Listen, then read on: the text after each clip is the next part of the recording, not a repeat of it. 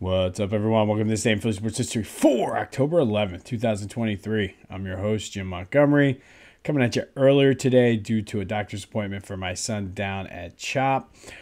But another quick housekeeping note, due to the Phillies game and just the timing of everything, there will be a new Back to the Future this week. I just don't know when it's going to be up and when I'm going to have time to record, so it might not be till Friday or Saturday. I have it planned out. It's just a matter of finding the time to actually record it.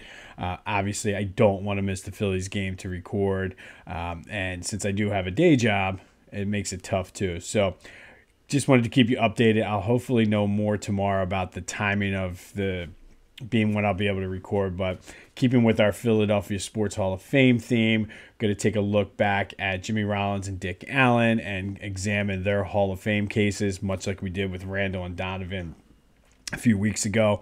So stay tuned for that. In the meantime, be sure to check out our interview with Ken Avalon, if you haven't done so already, the president and co-founder of the Philadelphia Sports Hall of Fame, as we lead up into the induction on November 2nd. Super excited to be attending that. Not really sure what to expect, how I'm going to be able to fit that into the podcast, but afterwards, hopefully meeting and greeting and mingling with some of the best to ever do it in Philly. It's just, first of all, it's like I'm going to be in there like a fan. Like, obviously, I'm going to try to be as objective as possible, but obviously, I'll be fanning out. So excited to do that. So check out that interview with Ken. Talks a lot about the history of the Philadelphia Sports Hall of Fame, and then we start going into this induction class as well. Before we get into the Phillies, another thing I wanted to mention is I had an idea after I was finished recording yesterday while I was editing, and I'm not sure it went the way I expected. And that was just an idea popped in my head about just the way the Phillies game ended. I'm like, oh, we work a lot with Philly GOAT. So I'm like, oh, let's do the Philly GOAT of the game. But it kind of was a little confusing with the way GOAT was being used. Obviously, Philly GOAT, we talk about them being the greatest sport, the GOAT of Philly sports apparel in a positive way. In this way, it was a negative way. So I'll be willing to admit when things don't work out. So kind of did not necessarily work out. And again, it was spur of the moment idea. So we might be doing more things like that, but I'll make sure I explain it better. But like I had mentioned before, I'm working on a couple things on in the background, and it's been tough. I've been very busy between work and the kids, so it's a slower process than what I expected. But just trying to increase and improve some of the interaction. So just stay tuned and be patient. I appreciate all you guys do for me. So like and subscribe. Just keep listening. I do appreciate it. Now, going to the Phillies and the GOAT of the game, probably not a good sponsor, phillygoat.com. Everybody said it was a tie between Trey Turner and Jeff Hoffman, and I don't necessarily disagree.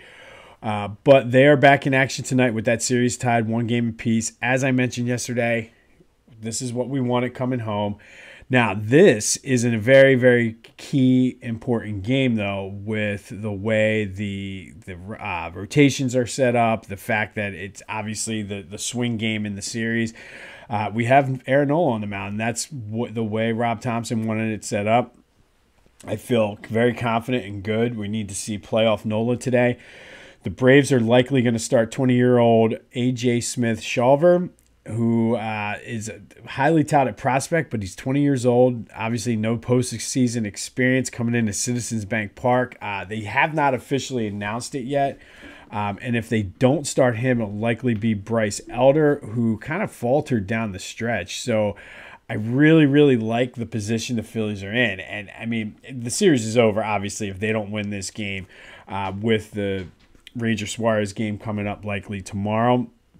And the bullpen game, but they got to jump on them early. And I know I was listening to Hugh and Joe yesterday when I went out to run an errand on my lunch, and they were talking about how amazing the crowd is going to be, and the fact that we're due for Kyle Schwarber. He almost hit one the other night.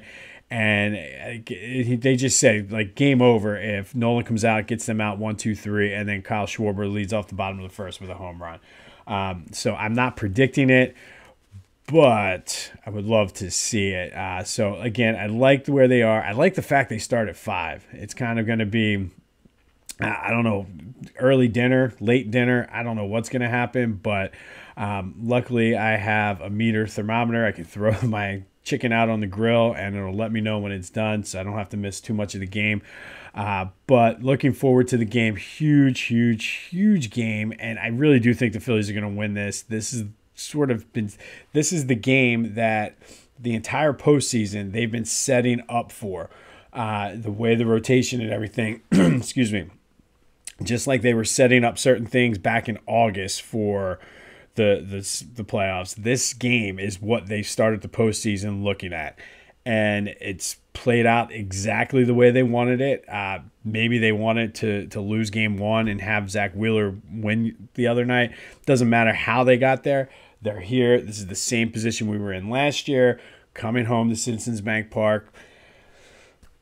I'm excited. It's 5:22 in the morning, so don't want to wake everybody else up in my house yet when we don't have to. But very excited for this Phils game. Good news on the Eagles front. Nakobe Dean was designated for return. That means he can start practicing. They have 21 days to activate him off of the IL or IR. I'm not sure how long or how close he is to playing and whether he'll play Sunday against the Jets, but the Eagles are preparing for the Jets, and this is one of those games, just like last week's game, that I'm not sure how to feel about it yet. And the Jets have never beaten the Eagles in the regular season, but it's another one of those games, like on paper, there is no reason why the Eagles should have any issues with the Jets. The Jets have a decent defense, but our offense is far better than their defense, and they really should be able to tee off on Zach Wilson, who's played better, I guess, of recently, but I don't know. More on that as we get close. It's only Wednesday, so we have time to prepare for that. Be sure to check out. They drop new episodes every Thursday. My boys over at the Clashing Conferences podcast. It's an around the horn style take on the NFC East. I'm very excited to hear this week's episode with basically all the teams getting blown out except for the Eagles. So it's another one of those. I'm anxious to see. Like the other guys look so defeated last week. So we'll see what happens with that. But I am working on some things with them as well. So stay tuned. Again, lots of things in the pipeline. It's just a matter of getting them done, because I don't want to do what happened yesterday with the Philly Goat and kind of throw it out there and not have it work. Sixers in action tonight at home against the Celtics. Preseason, still haven't heard who's going to play, who's not going to play. I highly doubt we'll see James Harden just because of the potential trades and things like that. But I will say, and nobody's come right out and say it, I think B-Ball Paul came the closest. But just from hearing the way the guys talk and reading some of their comments and interviews, it does seem like there's a whole different vibe in the building without Doc Rivers. So I don't know what that means for on the court. Obviously, you have all the potential distractions with the James Harden thing, but it does seem like everybody's more upbeat, and there's, again, like a different vibe. B-Ball Paul even said, like, if I'd have shot threes last year, I wouldn't have played for 10 games. So I don't know if Nick Nurse, one of these things he's known for is taking what the guys are good at and sort of maximizing that. So I don't know if guys feel more comfortable because they're being spotlighted in a way that makes them look better. But it's worth noting that I've noticed over the past couple of days, just some of the things that the players have been saying has basically indicated and kind of hinted at that they're feeling more comfortable, and it's a whole different vibe in the building. Again, a lot's going to be determined on that James Harden trade, though. So, again, worth monitoring. We'll see what happens as we go. And I mentioned Philly Goat, and I just want to apologize for putting Philly Goat in a negative light. I did not mean to, or I should have at least explained it better. But they are the GOAT of Philly sports apparel. So go to check out Philly Goat. All your apparel needs, all the teams. They got hoodies, T-shirts, hats, stickers, even kids' baby clothes. So be sure to check them out. Get your Phillies gear, get your Eagles gear, gear up for the Flyers and Sixers. Flyers open up tomorrow. use the promo code Jim Montgomery for 10% off of your order. They are the best. So go check them out. Support them. Support me. Support yourself. All right. Today, we're going to go back to 1959. And on this day in 1959, the Eagles had a game at Franklin Field. And they finished that season 7-5, which was their first winning season since 1953.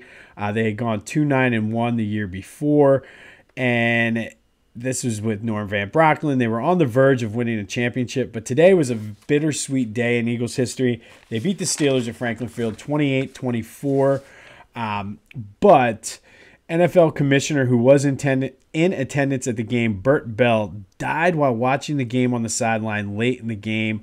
They always had box seats for him when he came back, but he always chose to sit near the field and be with the fans. But had a heart attack, had heart problems in his life, but had a heart attack and died during this game. So that's why it was bittersweet. Now, Bert Bell was a Philly native. He was the founder and owner of the Eagles, so there was no Eagles without Bert Bell. That's why they always made sure, even when he was commissioner, he had some seats there.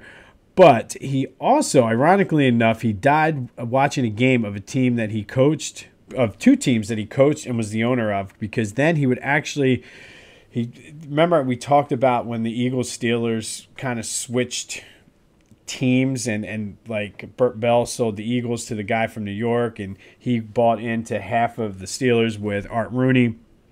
So he coached and was an owner of both teams in this game. But probably for us, we know him as the founder and first owner of the Eagles, but he's probably should be more what everybody recognizes Pete Rozelle as the the commissioner that sort of took the NFL to the new level, and he did. But basically, he continued a lot of what Bert Bell had put into place. Like, Bert Bell really saved the NFL from collapsing and revolutionized it and really took it to where it was. Helped keep the league afloat during World War II. A lot of the owners were saying, okay, we don't have enough teams. And he's like, no, we need to keep the teams. And that's ultimately what led to the Eagles and Steelers, the Steagles, the next year, the Steelers and the Cardinals going together, and really just got them through World War II when there really wasn't too many players or even coaches for that matter that could participate. So helped keep the league afloat during that time. And then there were some financial times in the 50s that he did. He created the NFL draft to kind of help get the young players in. He introduced live TV, which ironically enough, he's had the TV rights, but he was also, and you don't have this issue today, but I remember as a kid, there were times when games would get blacked out if there wasn't a certain amount of tickets sold. And that was because of Bert Bell, because he felt that why would I put it for free on TV? That means people aren't going to come to the games and watch it. So again, it's different now with blackout rules, but there was a time when, believe it or not, the Eagles would not even sell out. So there were Eagles home games that were blacked out when I was a kid. And those teams were good, believe it or not. So all of that was a part of Bert Bell. So he kind of missed the boat on that. But he also was the first one to introduce putting the NFL on live TV like that. The most notable was the 1958 NFL championship game. The Giants and the Colts, and went into overtime. And overtime was something that Bert Bell introduced. He introduced the 2-minute warning. I said he kept convinced the league to stay open in World War II, because if he didn't, the league probably would have folded, because there was a couple other rival leagues that were not quite as big that were ready to pounce. And I mean, he even helped shovel the snow off the field at Franklin Field during the 1948 or before the 1948 NFL championship game when a blizzard happened. So just a bittersweet day, like I said, for the Eagles on this day back in 1959. They beat the Steelers 28-24, but NFL Commissioner, former owner, and coach of both teams, Bert Bell, died on the sidelines of a heart attack. And again, Pete Rozelle then took over as the commissioner after Bert Bell. And everybody kind of credits Rozelle, but Bert Bell sort of is like the guy that really kept the NFL afloat. And it's one of those things I didn't necessarily know until researching for this podcast. So On this day, Bert Bell, NFL commissioner, former owner of the Eagles and Steelers, as well as a coach, died on the sidelines during the Eagles-Steelers game. And we are going to continue with our Philadelphia Sports Hall of Fame theme for the month of October as we get ready for that induction ceremony in November. Bert Bell was one of the part of the charter induction class of the Philadelphia Sports Hall of Fame 20 years ago, or 20 classes ago. So we are on the 20th induction class, and today we've been talking a lot about the inductees for this year, and we've talked about the 20 for 20 now that they have 20 sports, and they're spotlighting the 20 best for the 20th anniversary. Well, one of the sports that they finally got to 20 on was horse racing. And today we're going to spotlight 2023 inductee Anthony Tony Black. And he is the first member of the horse racing wing to be inducted into Philadelphia Sports Hall of Fame. He went to Haddon Township High School, so he's from the area. Won his first race ever at Liberty Bell Racetrack. He started in his career over 34,000 races, and with earnings of stakes of $63 million. He finished in the top 3 over 14,000 of those times. His first race was in 1970. His last was in 2019. So, I mean, he just did it and did it well for a long time. Won the final race at the old Garden State Racetrack. 21st jockey in North American history with 5,000 wins. He won his 5,200th win in 2013 on a horse, ironically enough, called Smart Tory, which was owned by his son, which is really, really cool. Rode in 15 graded stakes. He founded the Philadelphia Park Jockeys Labor Union for jockeys, so he's very instrumental in making sure that things were fair for the jockeys. He's the co-holder of the North American record for 9 consecutive victories. He did it over 2 days at 2 different tracks, but still won 9 straight races. Could you imagine if you were a horse racing bettor and just bet on Tony Black every time? Like, put your kids through college at that point. He's the president of the Philadelphia Park Jockey Association. He's had 22 years in his career with 100 wins, 24 of those years with over $1 million in earnings. And I mean, at $63 million he won for people. Like, I would want him to ride my horse. And I know how funny that just sounded, me saying that, so we're just going to completely move on. He's the all-time winning jockey at Philadelphia Parks Racetrack. And he's a charter member of Pennsylvania's Thoroughbred Horsemen's Association Parks Hall of Fame. So it's long overdue for him to get in. And as we mentioned in the interview with Ken, there's just so many people that could fit into this category and fit into the Philadelphia Sports Hall of Fame that they just they wait. So it's incredible. But one of the best to ever do it at Philly Park, one of the best to ever do it ever. One of the best to ever just be a jockey. Like, some of his rankings, he was like in the top 100 all time with wins and earnings and things like that. So shout out to you, Anthony Tony Black. Looking forward to meeting you in a couple weeks, but shout out to you and congratulations on being a 2023 inductee into the Philadelphia Sports Hall of Fame, becoming the first jockey and charter member of the horse racing wing of that great museum. If you want more information on other inductees, it was really cool because I went to make sure. I thought Ken said horse racing and auto racing were the 2 new ones this year. Go to phillyhall.org. You can see the list of inductees. You can search by induction year. You can search by sport. Just very easy to navigate. Gives you the history of the hall. Go check it out. That's phillyhall.org. If you want more information on this year's class, the 20 for 20, and to buy tickets, go to PhiladelphiaSportsHallOfFame.org. It's very laid out. That's where all the 20 for 20, if you want to go back and see something we've already talked about, see something we will be talking about, check it out there. But today, shout out and congratulations to Anthony Tony Black, horse racing legend, on your induction into the 2023 Philadelphia Sports Hall of Fame. On this day, another Philadelphia Sports Hall of Famer passed away, Bert Bell. Back in 1959, late in a game between the Eagles and Steelers. at Franklin Field. Just a revolutionary commissioner, very instrumental in the growth of the NFL.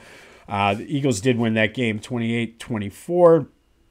Be sure to check out phillygoat.com for all your Philly sports apparel needs.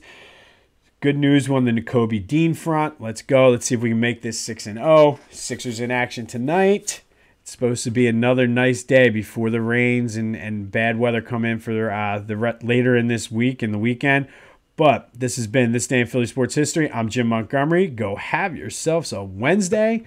And until next time, go Phils.